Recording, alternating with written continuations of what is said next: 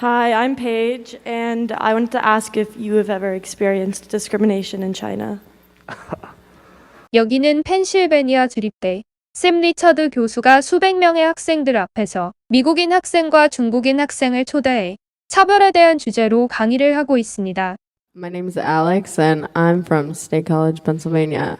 My name is Archen, and I'm from China. My city is Hangzhou. It's a city with 8 million population. Yeah. Yeah. So, Alex, what I want you to do is ask Arching questions to discover as much about discrimination as you can in his country or his town or his city. Have you ever talked to a Chinese person about discrimination in China? So use the mic. No. Okay, good. Perfect. So you don't know anything, right? But now Alex here has this awesome opportunity to talk to this Chinese dude about discrimination in China. You can ask any question you want, right? If you actually know about discrimination in China, you would know that there are probably a couple questions he doesn't want to answer, but you don't know that, and so whatever. You can't be seen. You're on camera here. There are people watching. There are probably people watching from other countries, maybe from China. Sometimes people watch, they get a VPN and watch from China. But the point is, you don't have to even think that you're going to sound stupid or sound dumb, because we've already said you're ignorant about discrimination in China. Ignorant meaning that you don't know anything, right? We misuse that term, by the way, a lot, but you just don't know anything. And why should you know anything? So just ask him some questions. And you can ask closed-ended and open-ended questions, but just start firing them off as fast as you can.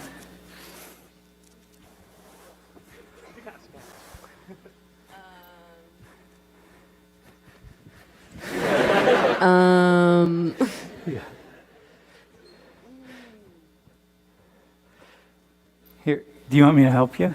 Is your mind freezing? First off, we haven't even discovered if there is discrimination in China. Okay. So you can start right there. Is there discrimination in China? Of course.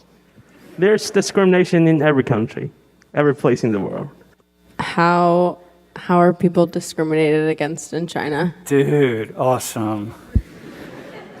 I would say that the most obvious one is the discrimination on incomes, basically social classes. And sometimes sexual discrimination, especially in workplaces. But usually it's a very complicated topic to talk about. And wait, hang on. I'm going to cut you off right there. Alex, that's a really cool point where you could jump in and ask a question. He just said it's a really complicated topic. So you could ask a really cool question right there. Why is it a complicated topic? Dude, yeah, except not why. Why is fine. What makes it a complicated? Dude, high five to you. Okay. What makes it complicated? Because China is a country with 1.4 billion people, and it's strongly divided. If you go to the richest place, like Shanghai, it's one of the richest cities in China. It's basically, I would say, it's just a New York in another language. But if you go to the poorest place, it's just so undeveloped, so that it's this difference just make this whole a big gap in the society, basically in every field, every place, and it's in all sort of forms. So that's basically the reason that make it so complicated. Okay. Yeah. Go ahead. What else do you have? Is there like discrimination between age ranges, like young people and older people? And Yes. I would say that currently I'm majoring in computer science, and in my field in China, people that are higher than 35, it's a bit hard for them to get a job in our field. compared to people under 35. Damn, seriously? Why? Okay, nice. Yeah, even I was like, holy shit, really? Okay. I have to say that the reason I think is there are just so many people and there isn't enough jobs for them. So basically, it's just a brutal competition. Alex, I have one for you. Think about discrimination what's the most problematic discrimination in the United States? Based on what? What is it based on? Race. Okay, which means, okay, go there. Just take that, apply that to China. This is what you know about here. Ask him some kind of question about how, yeah, go ahead. Okay, so I don't know anything about different races in China. Are there different, like, I don't know what I'm trying to say. Officially, we have 56 races in China.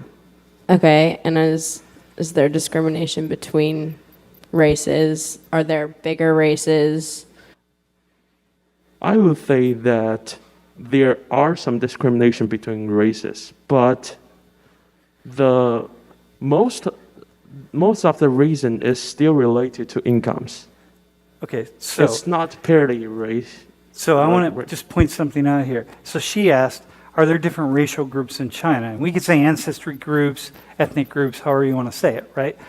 Because we're going to talk about this. What's the difference between them? And he said yes. She said, Alex, you said, I don't know anything about races in China. Are there different ones? And you're like, yes. When you said, yeah, 56, the whole I heard this kind of energy go through the class. Nobody knew. Nobody knows that. I mean, there are a few of us in here who know that, but most of us don't, right? So you might feel in that moment, that would be the kind of moment where Alex would feel like, oh, God, 56, I should have known that at least. It's like, no, you shouldn't. There's something you should know. Wait, you never know that before? Yeah. I know a lot of things about United States, but Dude, that's because you're here, my friend.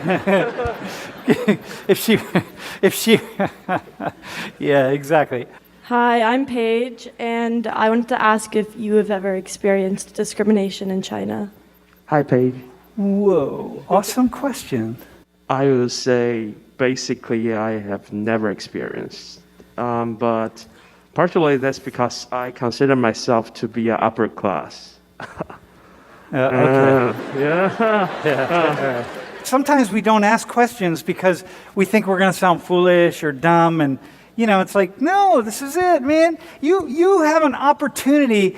First off, race and cultural relations here, the stuff we talk about, is some of the single most complicated issues that you're ever going to talk about. And if we don't take this opportunity to talk to each other and ask each other questions, then where are we going to be? Well, we're going to be screwed, which is what we are if you pay attention to social media.